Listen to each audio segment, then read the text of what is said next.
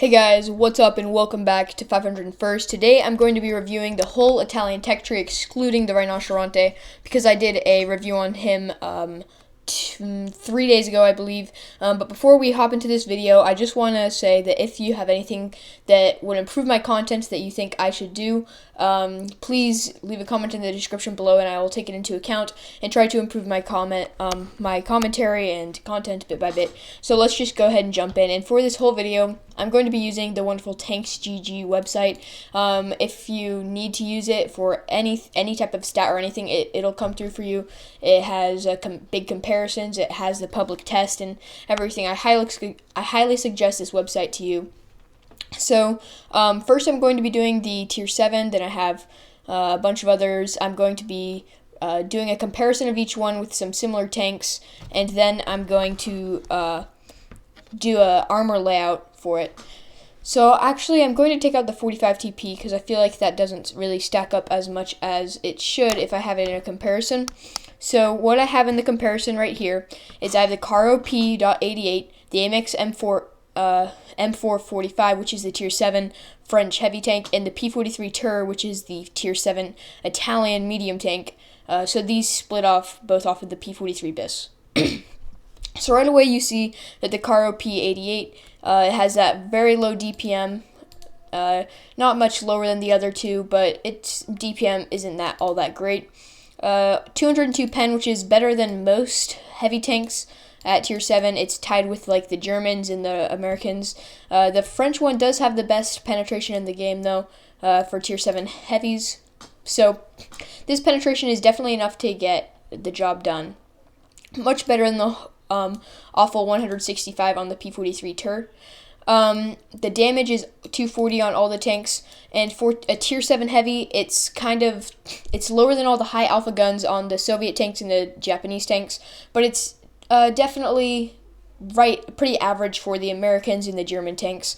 And then the rate of fire on this tank is definitely nothing amazing. It only has 6.95. You can only fire about 7 shells a minute with 8.5 second reload time. That's pretty bad considering it only does 240 damage a shot, which is probably why it has 1,668 DPM, which is going to be the worst DPM for a tier 7 heavy tank for now. And let's take a look at its ammo real quick. It does have APCR rounds, which only boosts its pen up to 220, so you're probably not going to be using that. Do you get any more shell velocity? Yeah, it doesn't even give you any more shell velocity, and I might want to...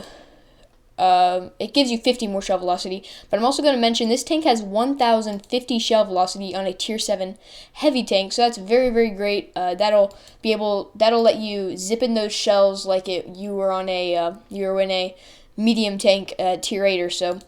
But I would highly suggest not loading the APCR rounds. It only gives you 18 more pen and 50 more shell velocity. Let's see what its HE rounds, only 45 pen and 320 damage. Yeah, maybe only on SPGs, but I would highly suggest the AP rounds on this tank are quite good. I suggest you use those most of the time. So 45 ammo capacity, that's not very good, but it'll let you have enough ammo to get the battle done. So the gun handling on this tank is pretty mediocre. It's tied with the AMX M445, worse than the P43 Tur, but then also the P43 is a medium tank. And the dispersion values on this tank are kind of bad. 0.4 dispersion, yeah, that's pretty bad. 0.2 moving, 0.2 turret traverse, yeah. Your circle's going to be blooming up a lot. You might want to use some vertical stabilizers or a rotation device or something like that on this tank. But then it does have 8 degrees of gun depression and 20 degrees of gun elevation. That's very, very good elevation and depression angles. And its forward speed, it's definitely better compared to some of these other tanks. The forward speed on this tank is 35, so it's right on par with the AMX M445, who is actually one of the faster heavy tanks, and it has 14.4 power to weight ratio, but I feel like if they're trying to make this a fast tank, because you're going to see in the armor layout that I go to in just a second, it's not actually that great armor. So if they're trying to make this more of an assault tank, that 14.3 power to weight ratio isn't really going to let you accelerate fast enough. In 35 top speed, yeah, this thing isn't feeling like the most mobile tank ever. So you might want to maybe not play this as the assault tank that it shows in the Italian tech tree video. So you might just want to go to the medium spot and kind of get into position, maybe block a few shells, and use your gun to dish out some damage. As you can see right here, it has pretty good terrain resistance, actually, better than the AMX M445. And then its armor is, as you can see, it's basically the exact same as on the P43 turret. It is a bit better angled, as you'll see over there. But yeah, it's better than some of the lighter heavies, but definitely worse than some of the heavier heavies. And so it's kind of right in the lower half, I'd say. And the health on this tank is only 1,250. Not the worst, not the best, but yeah, it's not gonna really be exceptional for this tank. And only 350 view range, that is abysmal view range. You're gonna need to get coated optics or binoculars if you're planning on staying in place, because that's not gonna allow you to spot your opponents at all. So now let's go ahead and head over to the armor layout of this tank. So this is against its own gun, which has 202 pen, which is a pretty mediocre pen for tier 7. So if we just look at it straight on, you see the whole hull is green. Against some of these heavier Russian guns, like are on the, we'll say KV-122, for example, you'll get some occasional blocks and such, but against mediums and some other heavies, you're not really going to be blocking that much. You'll get some ricochets. This tank has some very good ricochet angles and a pretty powerful gun mantelet right there. And now if you use your gun depression, I think this tank was pretty much built to be on a ridge. It's not going to be super powerful, but you'll basically get 3 out of 4 times they'll bounce off the top of your hull. And unless they shoot you right in the cheeks, it's going to be, you'll get some lucky bounces off the mantelet and the sides of the turret. So yeah, don't be trusting this thing's armor too much. It's also pretty long and not the shortest thing ever, so you're going to need to get into a good position, get yourself on a ridgeline, and just kind of use your armor and hope that you'll get some lucky blocks. Okay, moving on to the Progetto 54, which is the tier 8, and I put it in a comparison with the Bassante C45, which is the tier 8 premium auto reloader that came in the loot boxes, and the P44 Pantera, which is the medium tank, and that is the tier 8 medium auto reloader tank. So right away you see this thing has awful DPM. It's 300 less than both of the other auto reloaders, and that's really saying something because these tanks don't have exceptional DPM to start with. So I'll have to see if this tank makes up for it in some other aspect. But we see that it has 220 penetration, not only because that is actually some pretty decent penetration on a tier 8 tank, especially an auto reloader. So that'll definitely get the job done in most circumstances. You have 320 alpha, which is 40 worse than the Bassante, but almost 80 more than the P44 Pantera. So that's definitely going to help you out. And then it has a very low rate of fire, only 4.8, and it has a reload time of 12.46. So let me actually go to the stats real quick. So the first shell, by the way, the tier 7 does not have an auto reloader. So the first shell will take 15 seconds to reload, the second one will take 13.5, and the third one will take 12.5 seconds. So yeah, that's definitely some pretty bad reload compared to like the Bassante, let's say, which only takes 16, then 14, and then it jumps all the way down to 11.5, or the P44 Pantera, which really only takes 10, then to 9, then to 7. So that's some very, very fast reload time, but not on the Progetto 54, I should say. Now, they all have 3 clip size, but then the intra-clip reload on this tank is 3.5 seconds, so you're not going to be bursting your opponents either. Yeah, this gun is not looking the greatest out of these auto reloader tanks. Let's see the ammo. So the velocity on these shells is 1,147.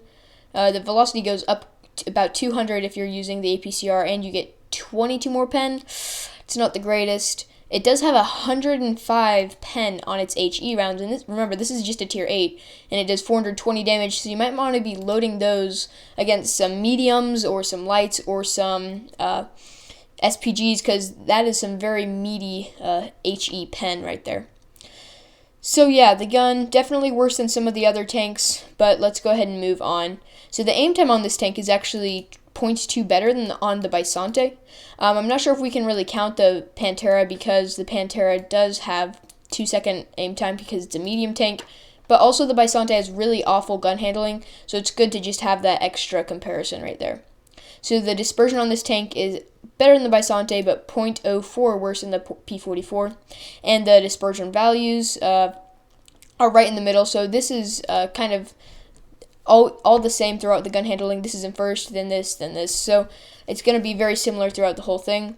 The Bisonte does have 10 degrees of gun depression, and the Progetto has 9. So the 9 degrees of gun depression is very, very good. You'll be able to work the ridgeline pretty well. This is 8 degrees, and that's also pretty. That looks pretty good. So we'll have to see it on the tier 9 in just a second. So let's see if this one is more of that assault heavy that Wargaming looked like they were promising us. Only 45 top speed though. That's 5 less than the Bisonte. And yeah, I'm definitely not gonna be putting the Bisonte in the assault tank category. And it's way slower than the P44 Pantera. But 17 specific power, that's a lot better than the 14.3 on the P.88. And that's gonna be. You'll be getting up to that 45 pretty fast, but it's definitely not going to be the assault tank, a really fast assault tank. But yeah, this thing could actually be pretty fast. Might be able to hang with some mediums depending on its armor. So 180 turret armor, that's pretty great compared to the Bisonte. It's only 5 less.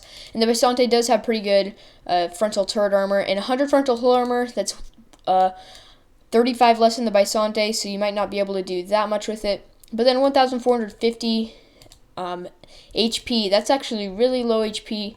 I'm pretty sure the base heavy tank HP is around 1,500, so that's worse than average HP. So let's go ahead and go to the armor layout. So this is against its own pen, which is 220. Okay, so this tank's armor is looking much more substantial than this one is, but it's definitely not going to be super heavy. You'll get a lot of bounces on your whole turret, but you do have a slight cupola right there in your hull. Isn't going to be doing that much, but let's put it up with its 9 degrees of gun depression. Okay, so it makes the upper plate of your turret basically auto bounce to everything. Maybe some higher caliber tank destroyers will be able to pen it, but it does also weaken your lower plate a little bit. That's a little bit confusing, but also it makes your whole upper glazes plate a ricochet. So as long as you can hide your lower glazes plate and use your gun depression, then hopefully you just have to hope that they don't pen you right in the lower cheeks right here, and then you'll be fine. But yeah, this thing's armor layout's looking much better than on that other tank. And now to the last one, the Progetto 66. Let me actually add the Italian medium tank at tier 9 right here, the standard B. So the Progetto 66, I couldn't really find very much stuff to compare it against, so I'm comparing it to the tier 8 right here, which is the one we just went over. Way better DPM. I'm just going to do a fast rundown real quick. Better pen, better damage. So it's basically the exact same tank, exact same rate of fire, exact same interclip, very similar guns, except more pen and more damage per shot, and that's definitely going to help this thing out. This gun's looking pretty good for tier 8. Definitely some big boosts for tier 9. Definitely some big boosts from tier 8. And I'm actually going to take the standard B off here real quick. Let's check its ammo real quick. It has heat rounds, so this is the first tank with heat. 902 shell velocity, so that's definitely you're not going to lose too much shell velocity on your heat rounds. And then you also have some very meaty HE rounds again on this tank. So aim time is actually getting worse than the tier 8. That's a little bit confusing, but everything else is pretty much the same. You even have better dispersion values.